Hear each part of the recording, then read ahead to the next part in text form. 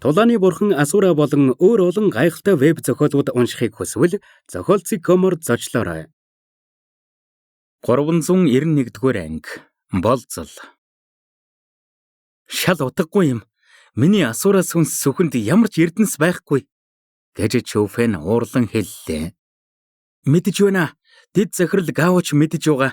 Джэян ч мэдэж байгаа. Бид бүгд элит зэвсэгт эрдэнэс байх боломжгүй гэдгийг мэдэж байгаа. Гэхдээ бусад бүлгэмийнхэн мэдэхгүй. Тэд аль хэдийн Джэяны үгэнд хууртагдчихсан. Джэян дэндүү хэрцгий нэгэн тэр 6 бүлгэмийг нийлүүлж угаад чамаг алах гэж байна.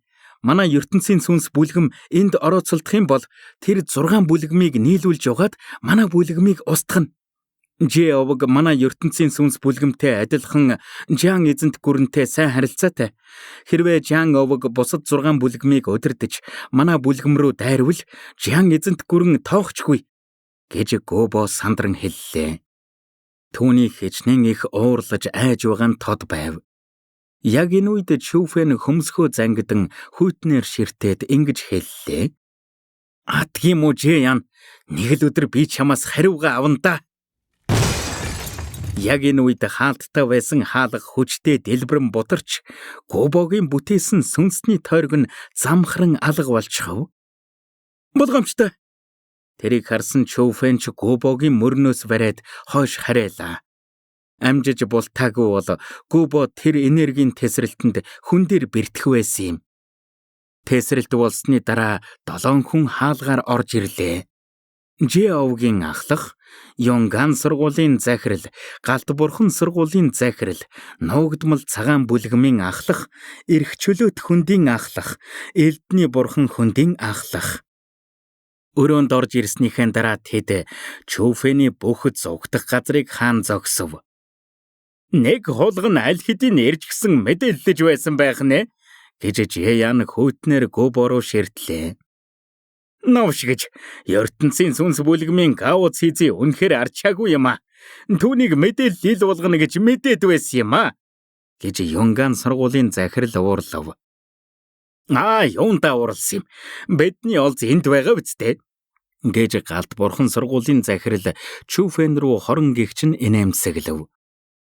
Яаж байгаа юм? Гэд Чүфэн Гобог ардаа оруулаад хурцаар ширтэн асуулаа. Бяцхан найз Чүфэн хайх хэрэггүй дээ. Энэ хүү чамд юу ч гэж хэлсэн бай. Бид чамд муу зүйл хийхгүй. Би зүгээр л чиний Асура сүнс сүх дотор мянган мангас ууланд байсан тулааны мастер бүх эрдэнсээ хийсэн байх гэж бодож байна. Тиймээс бид Асура сүнс сүхийг чинь зээлж судлах гэсэн юм гэж Джэян инээмсэглэн хэллээ. Утгагүй юм. Элит зэвсэг дотор яаж эрдэнэс хадгалдаг юм? Тэглээч энэ элит зэвсэг намайг эзнэрээ сонгосон болохоор би сайн мэдэж байна. Энэ элит зэвсэг дотор ямар ч эрдэнэс байхгүй гэж Чүфэн хүйтнэр хариулав. Бяцхан найз Чүфэн тэгж хэлж болохгүй. Асура сүнс сүх чамааг эзнэрээ сонгосон ч гэсэн чинийх гэсэн үг биш. Үүний төлөө бид бүгд амиа дэнчин тавьсан. Чамааг эзнэрээ сонгосон болохоор чинийх гэсэн үг биш үстэй. Бид өчнөө тулаан хийж олон тэнгэрийн төвшний хүмүүсээ алдчихад юу ч болоогүй гэж Джэян хүйтнэр хэллээ. Яг энэ үед өрөөг битүүлсэн байсан сүнсний тойрог ахин дэлбэрч хэд хэдэн хүн орж ирлээ. ертөнцийн сүнс бүлгэмийн дэд захирал Гао Цзи болон бүлгэмийнхэн хүмүүс байв. Шүү зонгийн хүртэл ирсэн байлаа. Яаж байгаа юм? Гэгэн цагаан өдрөөр манай ертөнцийн сүнс бүлгэмийн хүн рүү хавтаж байна уу? гэж Гао Цзи ширвхэн асуулаа. ертөнцийн сүнс бүлгэмийнхэн ч хүйтнэр ширтэн орж ирэв. Дэд захирал Гао, та арай Чүфэний эрдэнсийг ганцаараа авах гээ юу? Тийм шүү. Дэд ахлах Жэ хүртэл Асура сүнс сүх дотор эрдэнэс байгааг мэдэж байхад та юу гэж мэдэхгүй байдгийг? Таныг Ахмад Настангад хүндэлсэн мэн буруудаж, таныг ийм эчхүүргүй хүн байна гэж бодож байсангүй. Джэяныг ам нээхээс ч өмнө бусад бүлгэмийн ахлахууд хүйтнэр ширтэн ам уралдлаа. Тэдний царайнаас харахад тэд Джэянд бүрэн итгэсэн байв. Асуураас үнс сүх доторх эрдэнсийн төлөө ертөнцийн сүнс бүлгэмтэй тайсан болоход ч бэлэн байсан юм. Утгагүй юм. Элит зэвсэг дотор юу гэж эрдэнэс байдгийм? Та нарт ер нь толгой гэж байна уу? Гэж Гаут Сизиг галзууртлаа уурлан чангаар хаашгирлаа. Том бүлгэмүүдийн ахлагч нарын маргалдахыг харсан Чүфэн хэсэг бодолд автснаа ингэж хэллээ. Та нар миний асуураас сүнс сүхийг авахаар бүрэн шийдсэн бололтой. Би тийм ч хувиа бодсон хүн биш болохоор та нарт асуудал үүсгэхгүй. Асуураас сүнс сүх доторх эрдэнсийг авахыг хүсэж байгаа гэсэн байхаа. Тэгвэл би та нарын хүслийг нэг болцолтой биелүүлье. Ямар болцол? Төвний үгийг сонссон бүлгэмүүдийн ахлахуудын царайч ховирн Чүфэн рүү ширтэн асуулаа. Тэд Чүфэний сүхийг яасан ч авна гэж шийдсэн ч гэлээ. Чүфэн тэдний амийг аварсан болохоор хамаагүй хүчилж чадахгүй байв. ертөнцийн сүнс бүлгэм түүнийг хамгаалж байхад тэд ч дураараа дөргиж чадахгүй. Үнэн дээр бол тэдний ихэнх нь энэ асуудалд нэг их ач холбогдол өгөөгүй. Эрдэнэс тэдний шунлыг ихээр хөдлөгсөн ч гэлээ том тулаан үүдэх юм бол тэд ч бас баггүй хохирол амсна. Хэрвээ энэ асуудлыг тайвнаар шийдэх арга байвал хэн ч гэсэн тэр аргыг л сонгоно. Надад 1 сая ширхэг парафаунд бэлтгэл өг. Хариуд нь би асуураас сүнс сүхээ өгье. Та нар судалгаагаа яаж хийн үү надад огтхон ч хамаагүй гэж Чүфэн хэллээ. Юу? 1 сая ширхэг парафаунд бэлтэмлээ? Чи арай дэндүү шуналтай байгаа юм биш үү? Чүфэний үгийг сонссон бүлгэмүүдийн ахлах нарын ч царай ярвайлаа. Тэдний бүлгэм хичнээн том байсан ч 1 сая ширхэг парафаунд бэлтгэл жижиг хөрөнгө бишээ. 7 бүлгэм нийлээд өгөх байсан ч тус бүрээс нь 100,000 холд авсан парафаунд бэлтгэл гарна. 100,000 парафаунд бэлтгэл ч бас тэдэнд бага тоо бишээ. Та нар бүгд миний асуураас сүнс сүх дотор эрдэнэс байгаа гэв үстэй. Энэ эрдэнсүүд 1 сая парафаунд бэлтгэлийн үнд хүрэхгүй гэж үү? Та нар 1 сая парафаунд бэлтгэл өгөх юм бол энэ асуураас сүнс сүх та нарыг болно. Хичнээн эрдэнэс гарч ирсэн ч би өчүүхнийг ч авахгүй гэж Чүфэн хэллээ. Үгүй энэ яг энэ үед тэд эргэлзэж эхэлсэн юм. Хэрвээ Жеяны хэлсэн үнэн бол асуураас сүнс сүх дотроос тэд хязгааргүй эрдэнэс болон тулааны техникүүд авч чадна. Тэдний хажууд 1 сая парафаунд бэлтгэл юу ч биш. Сая ахав би зөвшөөрлөө. Гэнэт Жеян зөвшөөрөөд хүйтнэр ингэж хэлв. Гэхдээ асуураас сүнс сүхийг авахын тулд би чиний баруун гарыг тастаж чамтай холбогдсон холбоог таслах хэрэгтэй. Тэгэхэд үзээрэй. Жеяны үгийг сонссон Гаут Сизи болон ертөнцийн сүнс бүлгэмийнхэн бүрчихээр уурлаа. Гот суудны гарыг тастна гэдэг ирээдүг нь тастаж байгаагаас ялгаагүй үйлдэл.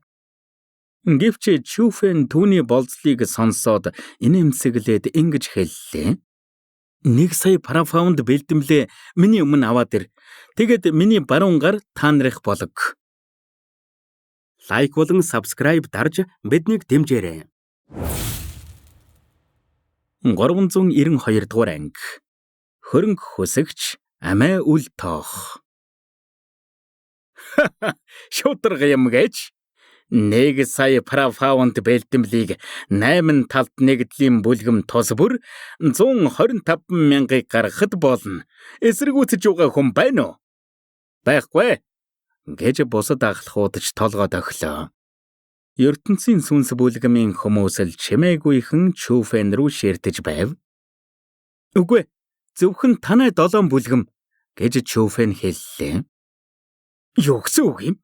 Гэж Юанган сургуулийн захирал ууртайгаар асуулаа. Би ертөнцийн сүнс бүлгэмийн хүн байж өөрийнхөө бүлгэмээс мөнгө авч болохгүй үстэй. Тэглээч манай ертөнцийн сүнс бүлгэм миний гарыг хүсэхгүй байгаа. Бас миний асуураас сүнс сүхийг ч хүсэхгүй байгаа. Чи? Түүний үгийг сонссон хүн бүрийн л царай ховирлаа. Чүфэний хэлсэн зүйлс ойлгомжтой ч гэлээ түүний албаар тэр хэдээс илүү ихийг авах гэж байгаа нь тод байсан юм. Бидэнд ахаад хэдийг нэмэх чадал байхгүй гэж юу дээ? Хэдүүлээ тус бүрдээ 150,000-ыг гаргахад л болох юм байна. Илүү 50,000-ыг нь нөхөн төлбөр гэд бодчихъя. Чи тулааны годсуутан болохоор нэг гараа алдвал ирээдүйд чинь хүн дээр нөлөөлнө. Тэрний нөхөн төлбөр гэд бодчих. Гэж Жиян дооглон хуйднэр инээмсэглэн хэллээ. Тийм шүү. Хэдхэн парафаунд бэлтмэл юухан байх вэ? 150,000 парафаунд бэлтэмлэр чи үлдсэн амьдралынхаа турш тансаг амьдрах биз? Яг энэ үед бусд нь ч толгой дохин инээцгэлээ. Тэдний нүүрэнд Чүфэнийг амь насаа биш хөрөнгө хүсэж байна гэж доог тохуу хийж угаа төрөх маш тод харагдаж байсан юм. Тэдний доог тохууг харсан Чүфэн хөнгөн инээмсэглээд гараа атгах үед асуура сүнс сүх гарч ирэв. Тэгэд ингэж хэллээ. Тэр парафаунд бэлдмэл намайг тансаг амьдруулах хэсгэд санаа зовох хэрэггүй. Эртхэн 150,000 парафаунд бэлдэмлээ гаргаж ирээд энийг ав. Үгүй энэ. Чүфэний үйлдэлийг харсан тэд ч байдалд орлоо. Хэн л хэдэн зуун мянган парафаунд бэлдмэл биедээ авч явах вэ? Одоо байгаа ахлахууд бүгд байгаа парафаунд бэлдэмлүүдээ нийлүүлэх юм бол үсрээд л 100-аас 200 мянга болно. Тосгоны ахлах цэн энэ ийм байдалд орсон тэд ч алдарт тосгоны ахлах цэнлээ рүү ширтлээ. Манай алдарт тосгоны нөөц баялагч бас хязгаартай. Бүгдийг дааж чадахгүй. Цэнлээ уучлалт гуйсан аятай нэмсгэллээ. Тэр бүх юмаа шавхаад 1 сая парафаунд бэлдмэлд цуглуулж чадах ч гэсэн тэдэнд зээлхэр тэнэг хүн биш. 1 сая парафаунд бэлдмэл алдах юм бол алдарт тосгон маш хүнд гарц хохирол амсна. Яасан байхгүй юм уу? Аглахууд бодож байсан шиг хөрөнгөлөг биш л юм байна. Тэдний байдалд орсныг харсан Чүфэн дооглон инээлээ. Утгагүй юм. Хэн тийм их парафаунд бэлдмэл ямар ч шалтгаангүй авч явдаг юм? Гэж Юанган сургуулийн захирал Чүфэн рүү ширүүнээр ширтэв. Тэр чин та нарын л асуудал. Би та нарт 10 хоногийн хугацаа өгье. 10 өдрийн дараа миний урд 1 сая парафаунд бэлдмэл байхгүй бол би ч хэлсэндээ хүрэхгүй шүү. Гэж Чүфэн хүйтнэр хэллээ. Юу? 10 өдрөө? Арай л бага хугацаа биш үү? Тэр бол та нарын л асуудал. Чи? Чүфэний үгийг сонссон ахлахууд ч нэлээд ууралсан юм. Харин Жиян тайван харагдаж байсан ба ингэж хэллээ. Чүфэн 10 өдрийн дараа энд уулзъя. Зайл гаргах гэж оролдох юм бол хэн ч чамайг хамгаалж чадахгүй шүү. Үгээ хэлж дуусаад Жиян бусадтайгаа цуг гарахаар зэхэв. Тосгоны ахлах цэнлээ таны амийг аварсны хариуд ингэж хандаж байгааг чинь би санаж явнаа. Тэдний гарахаас өмнө Чүфэн гэнэт алах хүслээр дүүрэн харцаар ширтэнгэ үгээ хэллээ. Түүний үгийг сонссон цэнлэгийн царайч ихээр ховирсан юм. Түүний нүүрэнд ичих уурлах зэрэг тодорч байлаа. Хэсэг эргэлдсэний дараа тэр өрөөнөөс аль болох хурдан гарсан юм. Чүфэн, чи галзуураа юу? Чи үнэхээр асуураа сүнс сүхэ тэдэнд өгөх гэж байгаа юм уу? Гэж Гөбө асуулаа. Асуураа сүнс сүх сүртэй зүйл бишээ. Элит зэвсгийг эзэмших хувьтай хүн л эзэмшдэг. Иймэрхүү зүйлийг ирээдүйд ахиад олж болно. Харин баруун гараа 1 сая парафаунд бэлдэмлэр солих хэрэгтэй гэж үү? Арай л яаруу шийдсэн биш үү? Гэж Шүү Зонгю толгоогоо сэгсрэн хэлв. Жэовг чамд дургүй. Ялангуяа чамайг ховор төрөх гоцсуут гэдгийг чинь мэдээд замаасаа зайлуулахыг хүсэж байгаа. Өнөөдрийн асуудал байхгүй байсан ч чамайг яаж ийгээд л зайлуулах арга олно. Чи манай ертөнцийн сүнс бүлэгмийнх байтал бидэнд чиний гарыг тастуулахаас өөр хийж чадах зүйл байхгүй байгаад л гутарч байна. Гэж дэд захирал Гао өөрөөсөө ичин хэллээ. Дэд захирлаа тэгж ярих хэрэггүй дээ. Чүфэн миний бие ертөнцийн сүнс бүлэгмийн ачийг санаж явах болно. Өнөөдрийн асуудал надаас болж үүссэн болохоор хамааралгүй хүмүүсийг би оролцуулмааргүй байна. Гэж Чүфэн хэлв. Дэд захирал Гао уртаар санаа алдаад ингэж асуулаа. Чүфэн, бидэнд чамд туслаж чадах зүйл байна уу? Түүний асуултыг сонссон Чүфэн эргэн тойрноо нэг харсныхаа дараа дэд захирал Гаогийн чихэн дээр ирээд шивнэлээ. Надад нэг тулааны төвшин эксгдэг хориотой бэлтгэл хэрэгтэй байна. Өндөр зэрэглэлийнх байх тусмаа сайн. Сөрөг нөлөө нь ямар байх нь хамаагүй. Бас цэнхэр сүнсний тойргийг устгах чадaltaй 10 ширхэг довтлохооны сахиус. Дэд захирал, та эднэрийг надад олж өгч чадах уу? Чүфэн, чи арай... Түүний үгийг сонссон дэд захирал Гао яах гэж байгааг нь гадарлан царай нь маш ихээр ховирон хөгшөрсөн нүд нь бүлтийн томорлоо. Тэгээд Чүфэн рүү ширдэх үед түүний намсаглах төрх нь бүр мөсөн шийдсэнийг элтгэв. Мохордолд орно гэтгэл энэ байх та. Үүнээс хойш чамд л хэцүү болно доо. Дэд захирал Гао арга ядсан царай гарган ингэж хэллээ. Гэхдээ битгий санаа зов. 10 өдрийн дотор би чамд сайн мэдээ дуулгана. Дараагаар нь дэд захирал Гао болон ертөнцийн сүнс бүлгэмийнхэн Чүфэнтэй цуг найрлаад шөнө болсон хойно л буццгаав. Гэхдээ Шүү Зонгио Гобо хоёр Чүфэнтэй хантай үлдсэн юм.